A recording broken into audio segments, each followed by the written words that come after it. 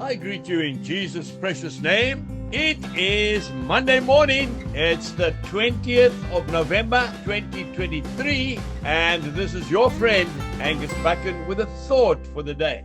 We start off in the book of Isaiah, chapter 6 and verse 8. Also, I heard the voice of the Lord saying, "Whom shall I send, and who will go for us?" Then I said, "Here I am, send me." Wow. Then we go straight to the Gospel of Mark, chapter 16 and verse 15. Go into all the world and preach the gospel to every creature. John Wesley said, "The world is my parish. The world is my congregation." We need to go out and we need to preach the gospel. Where, you might say? Well, go to the schools, go to the farms, the prisons, the hospitals. You know, when I go to a hospital, I'll go into a ward and pray for a Christian man or woman who's not well. As I leave, there are Hindus and Muslims there. And before I leave the room, they say, "Please pray for us as well." I have to come back, lay hands on them and pray for them. People are desperate for hope and truth, and most of all, love. Universities, what a place to preach the gospel. Radio, if you can get on there. TV, I can hear somebody saying, "But we have no training." Well, I want to ask you a question. Did the disciples have any training?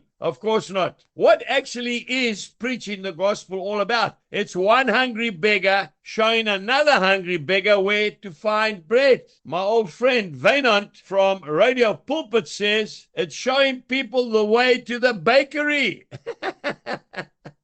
I like that. D.L. Moody, also a farm boy, went to Chicago, shoe salesman, got saved, wanted to teach Sunday school. They told him that there's a waiting list of 17 people and you're going to be number 18. He says, "I can't wait that long." They said, "Well, why don't you go down to the ghettos and go and speak to those little street urchins that are causing so much trouble?" So off he went. He hired a big old warehouse and he would put a pocket of oranges on the back of his horse like the Pied Piper and say, "Do you want an orange? Follow me." He would hang up a cage with a canary in it and tell the kids, "The first one that doesn't break one Sunday, I'll give him a canary at Christmas time." Folks, he was desperate. You know that man had no less than 500 children in his Sunday school in no time at all. Just a couple of weeks ago, I was invited to a sportsman's breakfast to preach to people, and many of them who don't darken the door of a church. Do you know that 800 people arrived there on a Thursday morning in the middle of the week for breakfast at the racetrack where the horses race in Durban? I was there with Warren Brosnian, one of the sportsmen. What an incredible meeting we had. I want to say to you today, don't waste a moment. Tell people